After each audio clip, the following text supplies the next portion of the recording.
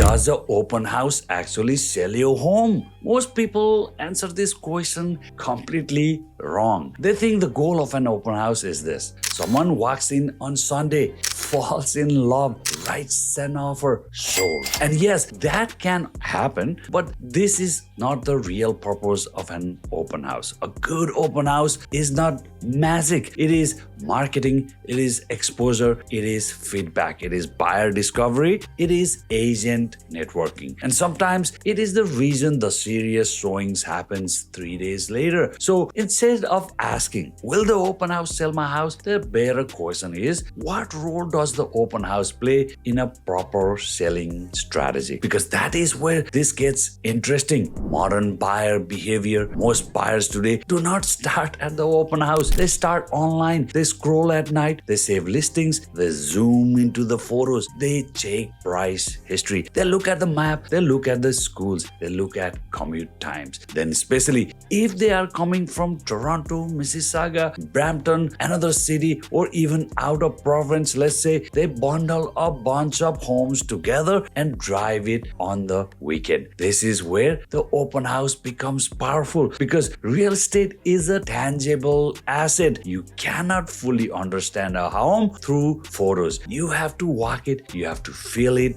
you have to see the room sizes, you have to understand the layout, you have to stand in the backyard, and you have to see the street, you have to feel the light. Is the house getting sun? Is it still in the shadows? In winter, does the snow melt on the driveway, or does it sit there like a skating rink waiting for your Amazon driver? These little things do not always show up online. And if you are a buyer planning to tour homes this weekend, I have a smart buyer home tour checklist you can download before you make the trip. The link is in the description, or you can scan this QR code on the screen. Use it before you fall in love with the kitchen and forget to check everything else. Now let's bring in some data, because I do not want this to sound like an agent opinion. According to the National Association of Realtors 2025 buyer profile, 46% of buyers started their home search online. 20% contacted an agent first. Only 3% started by visiting open houses. So no, the open house is usually not where the buyer journey begins. But here is the part people miss. 48% of buyers still used open houses as an information source, and 43% of buyers said open houses were very useful. That tells you exactly what an open house is. It is not usually the starting point. It is the confirmation point. Buyers discovers home online, but they understands homes in person. Online creates curiosity, in person creates the confidence. And confidence is what moves buyer closer to writing an offer. So what exactly is an open house? An open house is a scheduled window of time where a property is made available for people to walk through without booking a private showing. Usually it is hosted by the listing agent or another licensed real estate professional from that brokerage. The home is prepared, the agent is there, visitors come through, questions are answered, feedback is collected, and the property gets exposed to more people in a short period of time. But not all open houses are the same. There are really two types: a member open house and a public open house. They may both involve people walking through the house, but the intention is completely different. Let's talk about the member open house. A member open house is usually for the real estate professional. This is where other agents gets the opportunity to the home, and that matters because agents are not just random people walking through the home. Agents have buyers, agents know buyers, agents talk to other agents, agents send listings to clients, agents then post it online. Sometimes they walk through a home and say, "This actually shows much better in person." That one sentence can matter. In some cases, agents may be allowed to shoot short video clips or take photos or content for their own social media. They may post the property on Instagram stories. They may send it to their buyer database. They may say, "I just toured this home in Burlington. If you are looking in this price range, you should see it." Now, your listing is not only being promoted by one agent, it is being talked about by several agents. This This is more eyes, more awareness, more conversations. And in real estate, attention matters because the buyer who eventually buys your home may not see it directly first. They may hear about it from the agent who walked through it. Then you have the agent feedback. Absolutely gold. They can help improve the listing. It is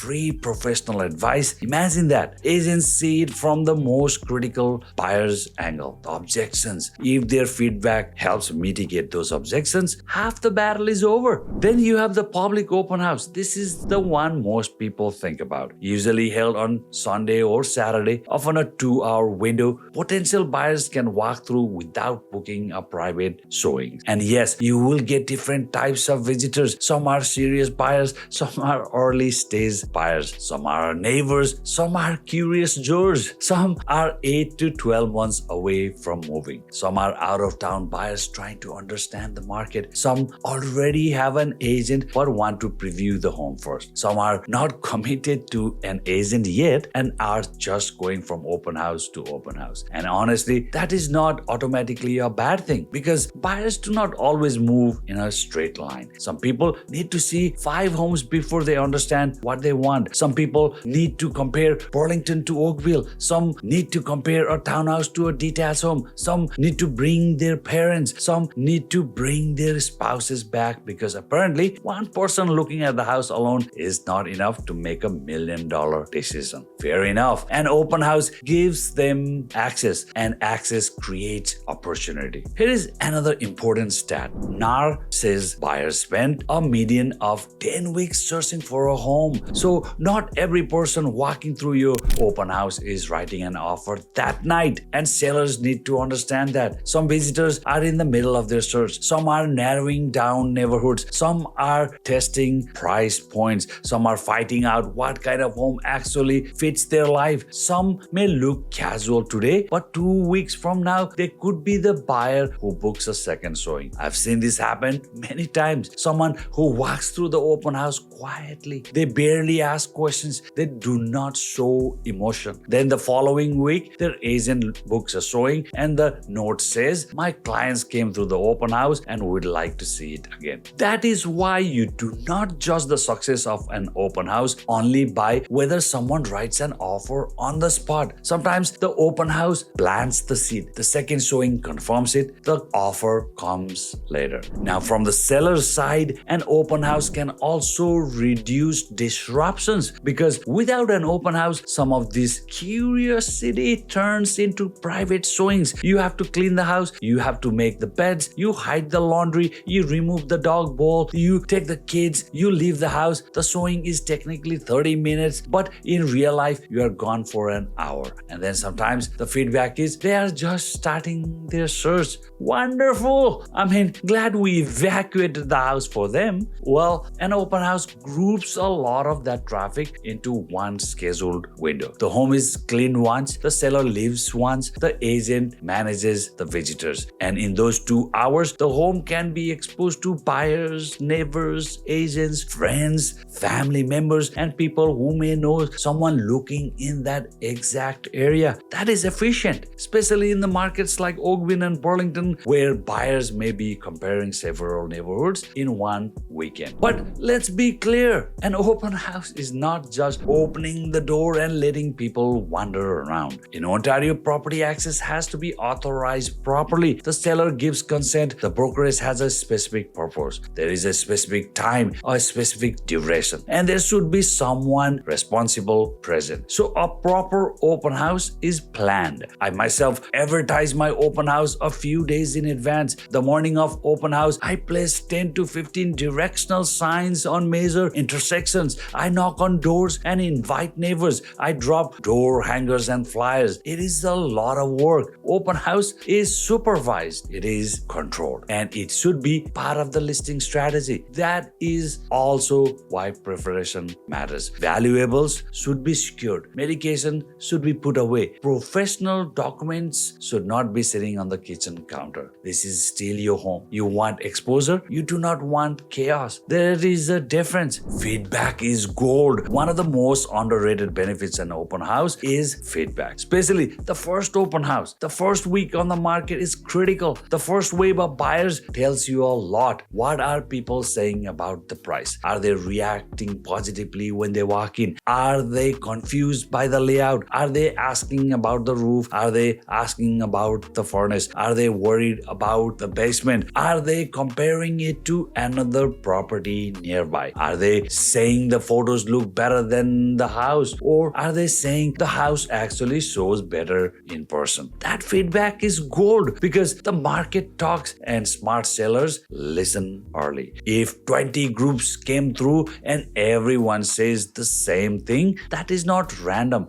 That is market feedback. Maybe the price needs to be looked at. Maybe one room needs better staging. Maybe the lighting needs to be approved. Maybe the listing description is missing something critical. Maybe buyers do not understand the lot, the layout, the basement potential, or the neighborhood advantage. A good listing agent listens. Then they use that information to adjust the strategy before the listing gets stale. And this is where many open houses fail. Not because the idea is bad, but because the follow-up is weak. The open house is not over when the signs come down. That is where the real work starts. Who came through? Were they working with an agent? Did they have a home to sell? Were they comparing another property? Did they want to come back with family? Did they ask about closing date? Did they ask about utilities? Did they seem concerned about price? Did they love the home but hesitate on location? If a visitor is already working with an agent, the listing agent should try to get that agent's attention, get the information and follow up professionally. Because sometimes the buyer does not call back directly. Their agents do. That is why the post-open house follow-up matters. Traffic is nice, but useful follow-up is what turns traffic into information, second showings, and sometimes offer. Now, let's address the obvious. Do agents also benefit from the open house? Yes, they do. Of course, agents may meet buyers, may meet neighbors, agents may meet future sellers, agents may build relationships, but that does not automatically make an open house bad. A motivated agent is not the problem. A passive agent is the problem. If your listing agent is hosting the open house properly, answering questions, engaging visitors, collecting feedback, identifying serious buyers, following up with the agents, and creating more exposure for your property, that is work, that is marketing, that is representation. Sometimes a mortgage professional may even be present to answer financing questions. That can help buyers understand affordability, payments, conditions, and the next step.